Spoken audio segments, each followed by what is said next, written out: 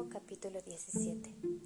Hacia las 6 de la mañana del lunes, el sol se elevó sobre el horizonte, las nubes se disiparon y un agradable vientecillo refrescó el ambiente durante la alborada.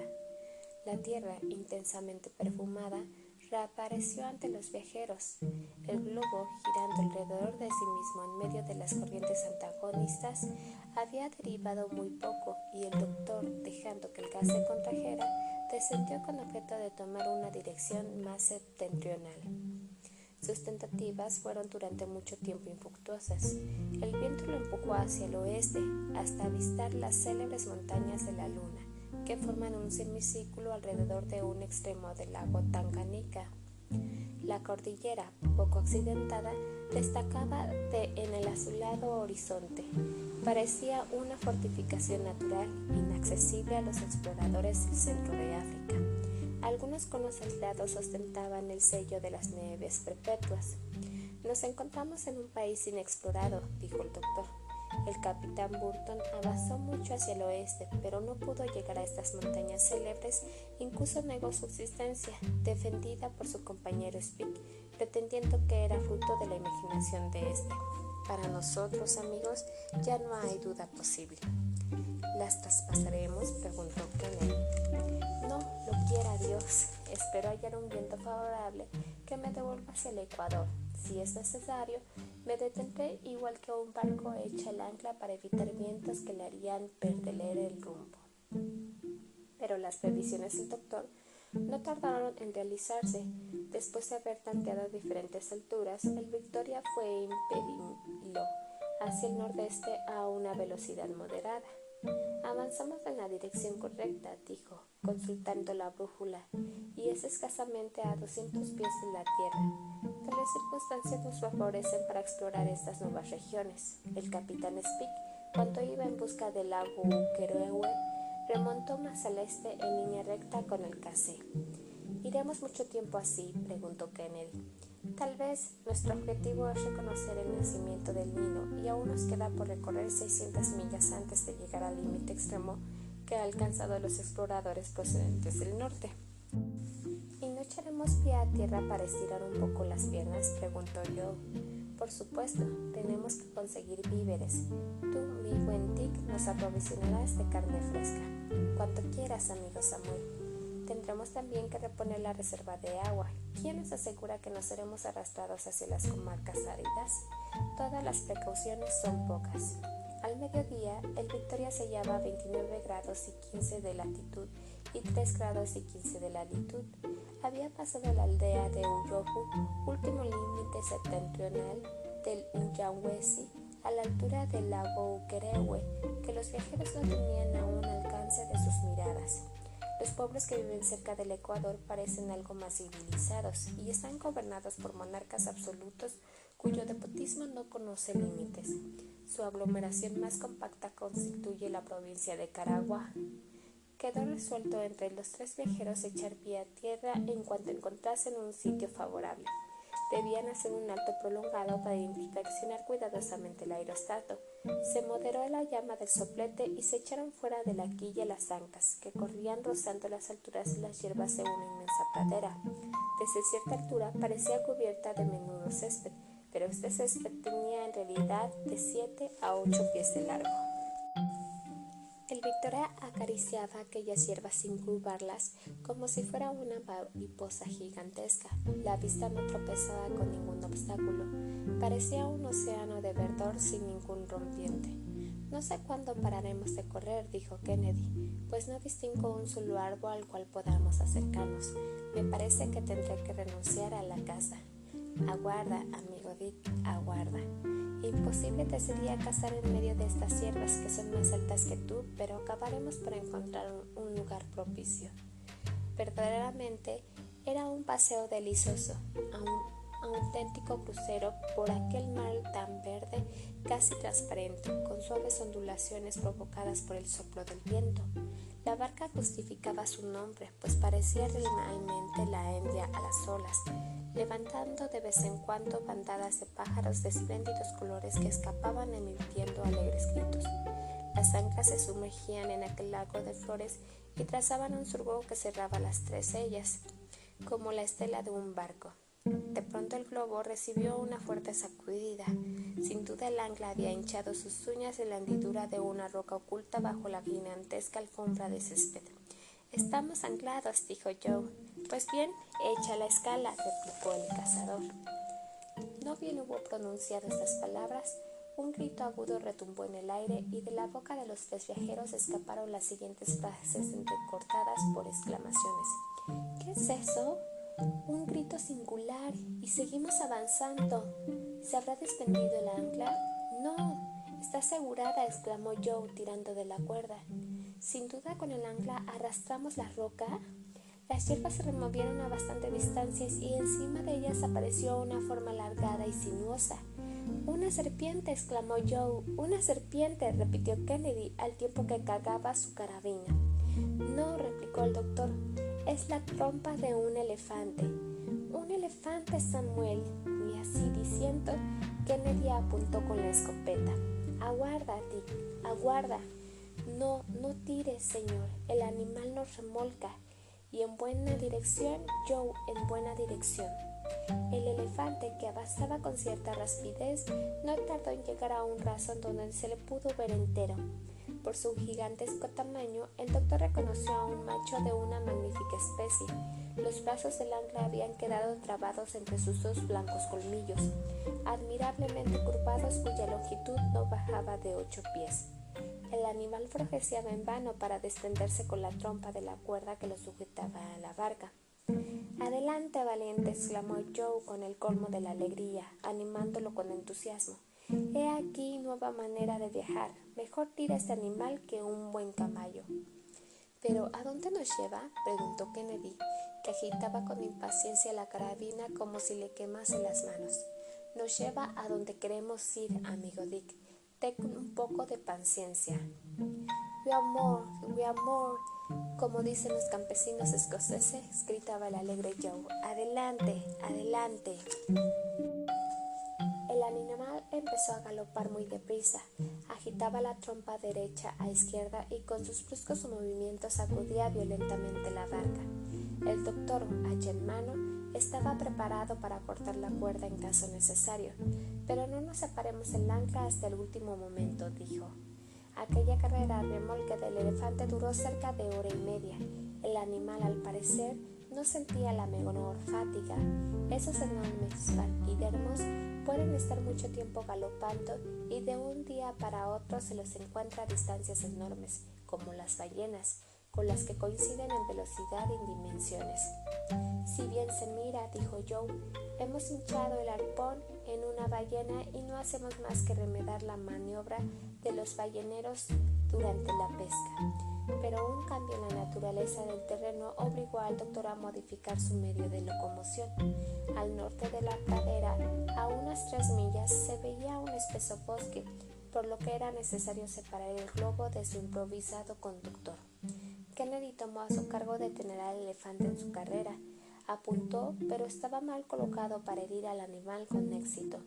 Una primera bala, dirigida al cráneo, quedó tan chafada como si hubiese dado contra la plancha de un fierro fundido, sin causar la menor impresión a la enorme bestia. Esta, al estampido del arma, no hizo más que acelerar el paso, alcanzando la velocidad de un caballo lazando al galope. «Diablos», dijo Kennedy. «Vaya una cabeza dura», exclamó Joe. «Lo intentaremos con unas balas cónicas», repuso Dick, cargando la carabina con cuidado. Cuando el escocés hizo fuego, el animal lanzó un grito terrible y siguió galopando como si tal cosa. «Señor Dick», dijo Joe, cogiendo una escopeta, «si no le ayuda, esto va a ser el cuento de nunca acabar». Y 2 balas entraron en los costados del elefante. Este se detuvo, levantó la trompa y emprendió de nuevo la marcha a todo escape hacia el bosque. Sacudía su colosal cabeza y la sangre empezaba a brotar copiosamente de sus heridas.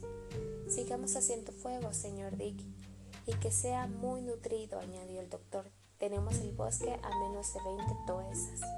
Sonaron otros 10 disparos. El elefante dio un salto tan espantoso que la barca y el globo crujieron como si se hubiese partido, y al doctor se le cayó el hacha de las manos. La pérdida del hacha fue a parar al suelo. complicaba la situación de una manera terrible, pues el cable del ancla, recientemente asegurado, no podía ni ser desatado ni cortado por los cuchillos de los viajeros. El lobo se aproximaba rápidamente al bosque cuando el animal, en el momento de levantar la cabeza, recibió un balazo en un ojo. Entonces se detuvo, vaciló, sus rodillas se doblaron y presentó su pecho al cazador.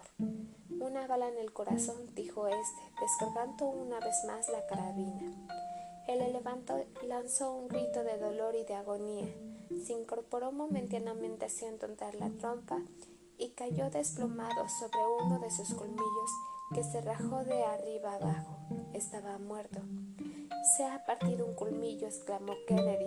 «En Inglaterra, el marfil se paga a 35 guineas las 100 libras. «¿Tanto?», dijo Joe, bajando a tierra por la cuerda del ancla. «¿De qué sirve echar cuentas, amigo Dick?», respondió el doctor Ferguson. «¿Traficamos acaso nosotros con marfil? Hemos venido aquí para hacer fortuna».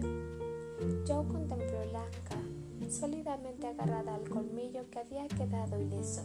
Samuel y Dick también bajaron, mientras el aerostato, medio deshinchado, se balanceaba sobre el cuerpo del animal. «Magnífica pieza», exclamó Kennedy. «¡Qué mole! En la India nunca había visto un elefante de este tamaño». «Claro que no, amigo Dick. Los elefantes del centro de África son más corpulentos. Los antílopes y los cumin los han perseguido con tal encarzamiento por las inmediaciones del Cabo que migran hacia el Ecuador, donde los encontraremos con frecuencia en nutridas manadas». «Entre tanto», intervino Joe, «creo que podemos saborear un poco de este. Me comprometo a ofrecerles una suculenta comida a expensas de ese animalazo. El señor Kennedy irá a casa durante 1 o 2 horas. El señor Samuel inspeccionará el Victoria y yo desempeñaré mis funciones de cocinero». «Muy bien ordenado», respondió el doctor. «Tienes carta blanca para obrar culinariamente como mejor te parezca». «Y yo», dijo el cazador, «haré uso de las 2 horas de libertad que Dios se ha dignado a otorgarme». «Sí, amigo, pero no cometas ninguna imprudencia, no te alejes. Puedes estar tranquilo». Y Dick, armado con su fusil, se internó en el bosque.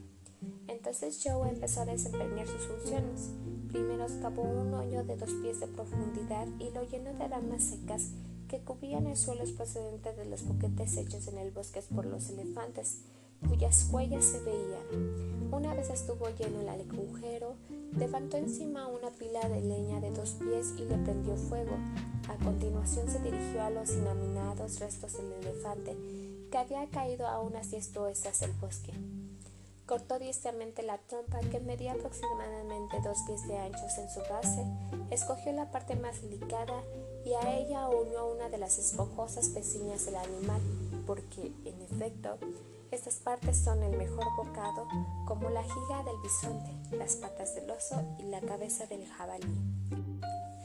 Cuando la hoguera se hubo consumido del todo, interior y exteriormente, el agujero, limpio de cenizas y brasas, ofreció una temperatura muy elevada.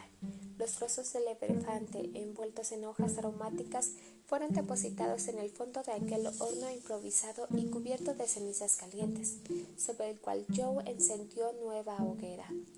Cuando se hubo consumido la leña, la carne estaba a punto de ser comida. Entonces Joe sacó la apetitosa carne del horno, la colocó sobre las hojas verdes y la dispuso en medio de una magnífica alfombra de hierba, añadiendo galletas, aguardiente, café y un agua fresca y cristalina que cogió de un arroyo inmediato. Daba gusto ver aquel festín tan bien presentado, y Joe, sin ser demasiado vanidoso, era de la opinión de que más gusto daría a comerlo. «Un viaje sin fatigas ni peligros», repetía, «una comida a tiempo, una marca perpetua. ¿Qué más se puede pedir?»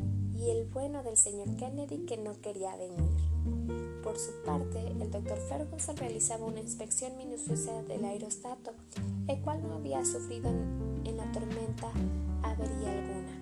El tafetán y la gutapercha había resistido a las 1000 maravillas. Teniendo en cuenta la altura actual del terreno y calculando la fuerza ascensional del globo, el doctor vio con satisfacción que había la misma cantidad de hidrógeno y que hasta entonces la envoltura se mantenía perfectamente impermeable.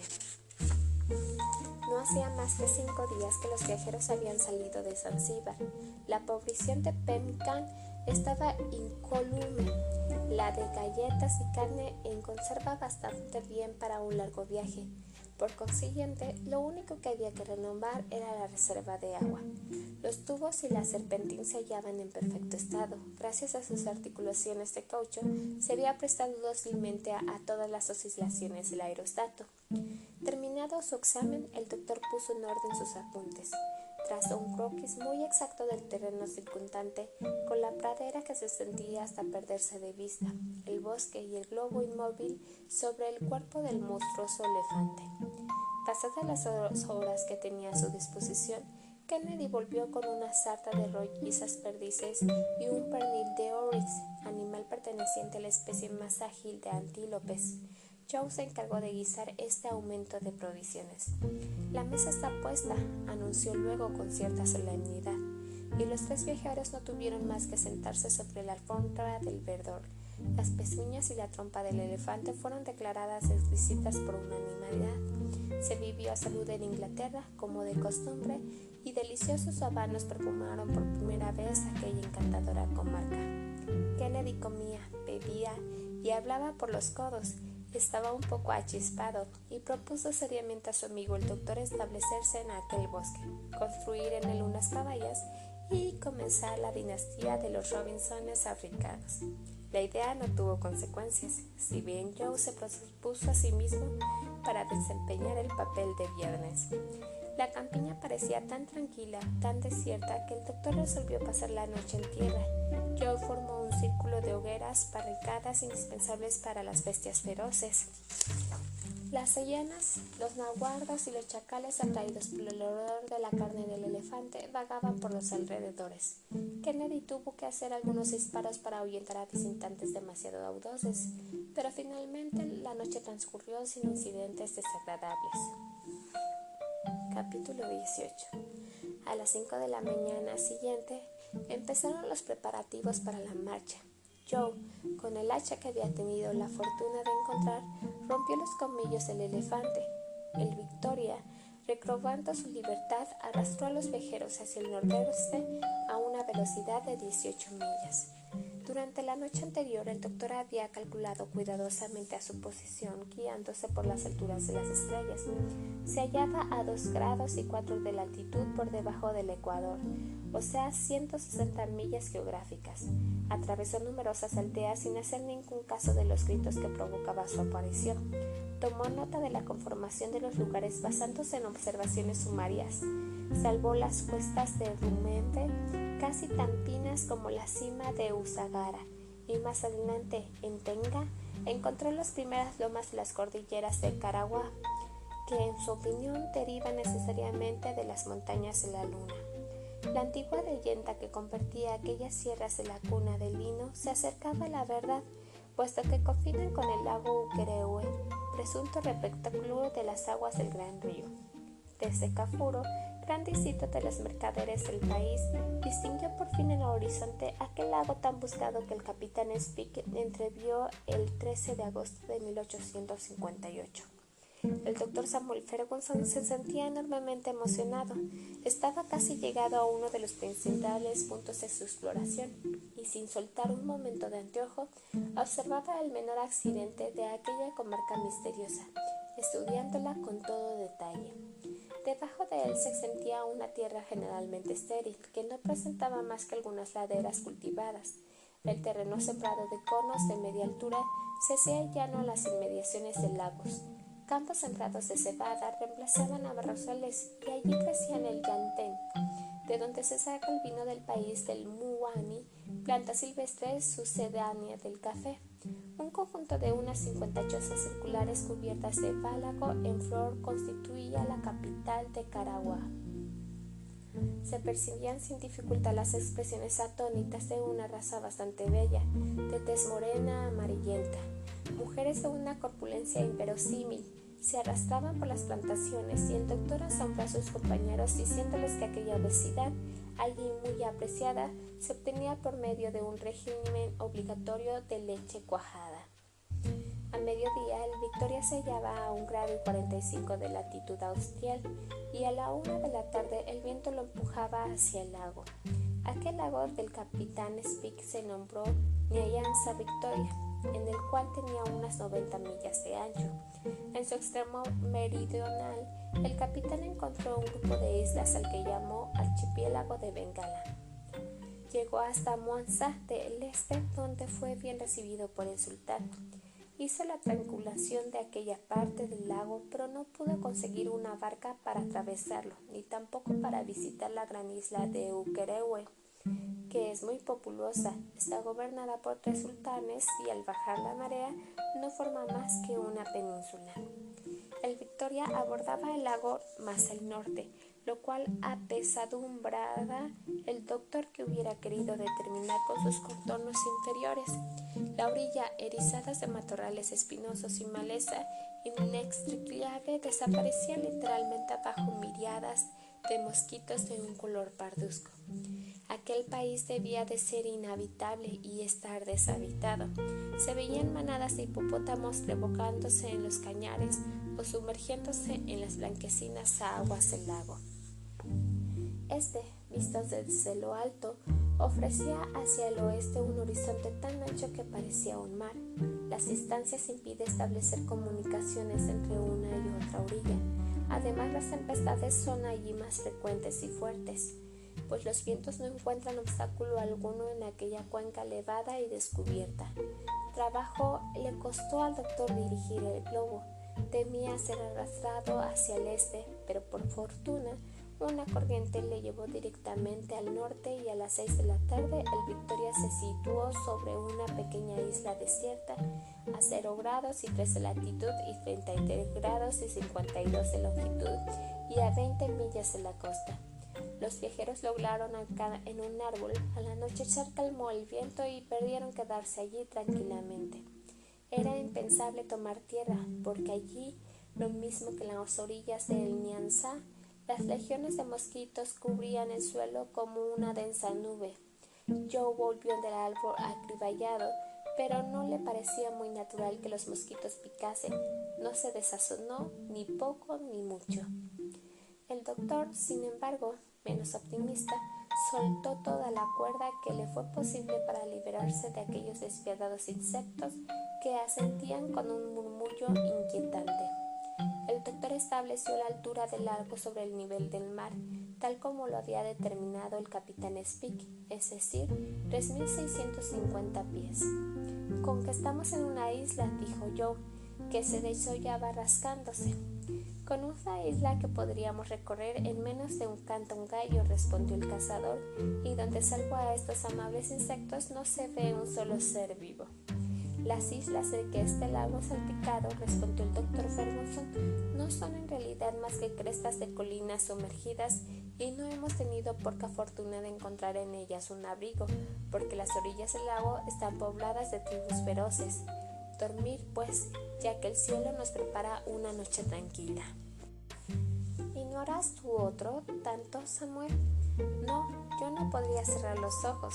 Mis pensamientos me lo impedirían. Mañana, si el viento es favorable, marcharemos directamente hacia el norte y tal vez descubramos las fuentes del Nilo, ese secreto hasta ahora impenetrable. Tan cerca de las fuentes del gran río me reía imposible conciliar el sueño». Kennedy y Joe, a quien no se turbaban hasta el tal extremo las preocupaciones científicas, no tardaron en dormirse profundamente bajo la vigilancia del doctor Ferguson. El miércoles 23 de abril a las 4 de la mañana, el Victoria zarpaba. El cielo estaba ceniciento. La noche abandonaba difícilmente las aguas del lago, envueltas totalmente en una densa niebla que un viento violento enseguida disipó. El Victoria se balanceó por espacio en algunos minutos y por fin remontó directamente hacia el norte. El doctor Ferguson balbuceó con alegría. «Estamos en el buen camino», exclamó. «Si hoy nos vemos el lino, no lo veremos nunca. Amigos, pasamos el Ecuador, entramos en nuestro hemisferio». «Oh», exclamó Joe, «¿usted cree, señor, que el Ecuador pasa por aquí?» «Justo por aquí, muchacho». «Pues bien, con su permiso, que me parece conveniente que sin pérdida de tiempo lo rociemos con un buen trago». «Estupendo, venga un trago de grog», respondió el doctor Fergus sonriendo. «Tienes una manera nada tonta de entender la cosmografía». Y así se le celebró el paso de la línea a bordo del Victoria. Este avanzaba rápidamente. Se vislumbraba al oeste la costa baja y poco accidentada, y al fondo de las mesetas más elevadas del Uganda y el Usoga, la velocidad del viento era excesiva, casi 30 millas por hora. Las aguas del Nyanza, agitadas con fuerza, espumeaban como las olas del mar. El mar de fondo que se percibía le indicó al doctor que el lago era muy profundo. Durante aquella rápida travesía apenas vieron una o dos embarcaciones toscas. «Este lago», dijo el doctor, «es evidentemente por su posición elevada el depósito natural de los ríos de la parte oriental de África, dándole el cielo en lluvia lo que le quita en vapor a sus afluentes. Me parece indudable que el Nilo nace aquí». «Lo veremos», replicó Kennedy. Hacia las 9 avistaron la costa del oeste, que parecía desierta y poblada de árboles. El viento aumentó un poco hacia el este y se pudo distinguir la otra orilla del lago. Esta se curvaba de manera que terminaba en un ángulo muy abierto, a 2°40 de latitud septentrional. Atlas montañas erguían sus áridos picos en aquel extremo del Nyanza, pero entre ellas una garganta profunda y sinuosa daba paso a un río que hervía con violencia. El doctor Ferguson, al tiempo que maniobraba el aerostato, examinaba el terreno con ávida mirada. «Mirad», exclamó, «mirad, amigos míos». Las narraciones de los árboles eran del todo exactas. Hablaban de un río por el cual desagua hacia el norte del lago Ukerewe, y ese río existe, y nosotros seguimos su curso, y fluye con una rapidez comparable a la nuestra propia velocidad. Y esa gota de agua que discurre bajo nuestros pies va indudablemente a confundirse con las olas del Mediterráneo. «¡Es el Nilo!». «Es el Nilo», repitió Kennedy, que se dejaba contagiar por el entusiasmo de Samuel Ferguson. «¡Viva el Nilo!», dijo Joe. Cuando estaba tan alegre, viroteaba gustoso cualquier cosa.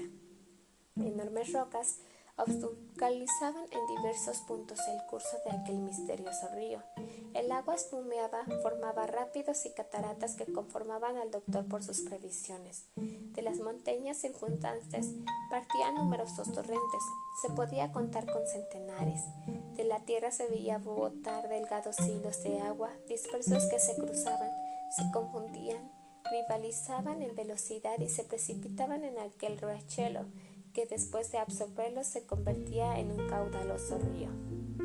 «He aquí el Nilo», repitió el doctor con convicción. «El origen de su nombre ha apasionado a los sabios no por menos que el origen de sus aguas. Se le ha hecho derivar del griego, del copto, del sánscrito. Después de todo, es lo de menos, ya que finalmente ha tenido que revelar el secreto de su procedencia».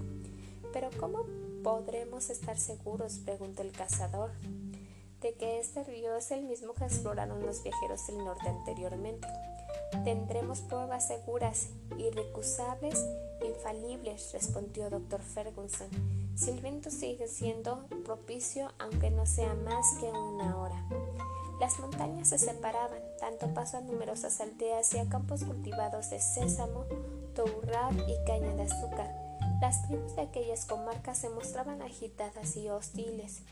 Presintiendo extranjeros y no dioses, parecían más propensas a la cólera que a la adoración.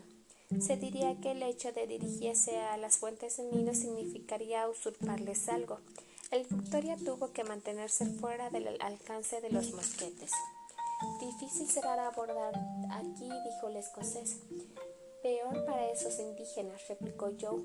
«Les privaremos el encanto de nuestra conversación». «Y sin embargo, es preciso que yo baje», respondió el doctor Ferguson, «aunque no sea más que un cuarto de hora. De otro modo, no puedo comprobar los resultados de nuestra exploración. Es, pues, indispensable, Samuel». tan indispensable que bajaremos aunque tengamos que andar a tiros. No lo sentiría, respondió Kennedy, acariciando su carabina. Dispuesto estoy a bordo, señor, dijo Joe, apresándose al combate. No será la primera vez, respondió el doctor, que la ciencia haya tenido que empuñar las armas. A ella se vio obligado a recurrir en las montañas de España un sabio francés cuando medía el meridiano terrestre. Mantén la calma, Samuel, y confía en tus dos guardaespaldas. ¿Bajaremos ya, señor? Todavía no. Vamos a elevarnos un poco para conocer con exactitud la configuración del terreno. El hidrógeno se dilató y en menos de 10 minutos el Victoria planeaba a una altura de 2.500 pies del suelo. Desde allí se distinguía una inextricable red de arroyos que el río acogía en su lecho.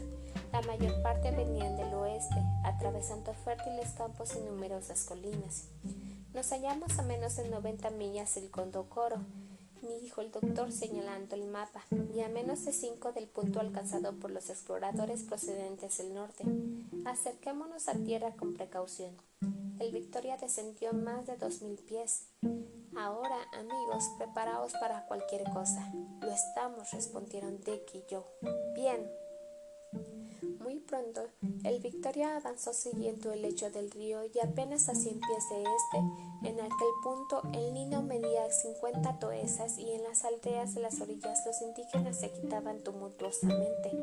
Al llegar al segundo grado, el río forma una cascada vertical de unos 10 pies de altura y, por consiguiente, infranqueable. Aquí tenemos la cascada indicada por De Bono, exclamó el doctor. El cauce del río se ensanchaba y estaba sembrado de numerosos istoles que Samuel Ferguson devoraba con la mirada. Parecía buscar un punto de referencia que no encontraba. Unos negros se habían acercado en una barca hasta quedar situados debajo del globo. Kennedy les saludó con un disparo y, aunque no hirió a ninguno, todos huyeron precipitadamente a la orilla. Buen viaje, les deseó Joe. Si yo fuera quien estuviese en su pellejo, no volvería. Me daría miedo un monstruoso que lanzaba rayos de voluntad. De pronto, el doctor Ferguson cogió su anteojo y examinó la isla que había en medio del río. 4 árboles, exclamó. Mirad allá abajo. En efecto, en su extremo se alzaban 4 árboles aislados. Es la isla de Venga, añadió. ¿Y qué? Preguntó Dick. Allí bajaremos, si Dios quiere, pero parece habitada, señor Samuel. Joe tiene razón, si no me equivoco, hay un grupo de unos 20 indígenas. Los asustaremos para que huyan, replicó Ferguson. No será la empresa difícil. De acuerdo, asintió el cazador. El sol estaba en el cenit. El Victoria se acercó a la isla. Los negros pertenecientes a la tribu de Macado prorrumpieron en gritos desaforados. Uno de ellos agitaba su sombrero de corteza. Kennedy apuntó hacia el sombrero, disparó y lo hizo pedazos. Se produjo una desbandada general. Los indígenas se echaron al río precipitadamente y lo atravesaron a nado. Enseguida partió de las orillas una granizada de balas y una lluvia de flechas, pero sin peligro para el aerostato, cuya ancla había hinchado sus uñas en la hendidura de una roca. Joe se deslizó por la cuerda. La escala, gritó el doctor. Sígueme, Kennedy. ¿Qué vas a hacer? Bajemos, necesito un testigo. Heme aquí. Joe, alerta. Respondo de todo, señor. Esté tranquilo. Ven, Dick, dijo el doctor al llegar a tierra, y llevó a su compañero hacia un grupo de rocas que se levantaban en una punta de isla. Una vez allí, se pasó un rato buscando, escuadriñó entre la maleza y se le llenó las manos de sangre. De repente agarró con fuerza el brazo del cazador. Mira, le dijo. Letras, exclamó Kennedy. En efecto, aparecían 2 letras grabadas con toda claridad en la roca. Se leía perfectamente A.D. A.D. especificó el doctor Ferguson. Andrea de Bono, la firma del viajero que más se ha acercado a las fuentes del Nilo. El hecho es irrebatible, Samuel. ¿Estás convencido ahora? No cabe duda, es el Nilo. El doctor miró por última vez aquellas preciosas iniciales cuya forma y dimensiones copió exactamente. Y ahora dijo al globo. Rápido, porque veo a algunos indígenas que se preparan para cruzar el río. Ya poco nos importa que el viento nos empuje hacia el norte durante algunas horas. Llegaremos a Gondokoro y estrecharemos la mano de nuestros compatriotas. 10 minutos después, el Victoria se elevaba majestuosamente, en tanto que el Dr. Ferguson, en señal de triunfo, desplegaba el pabellón con las armas de Inglaterra.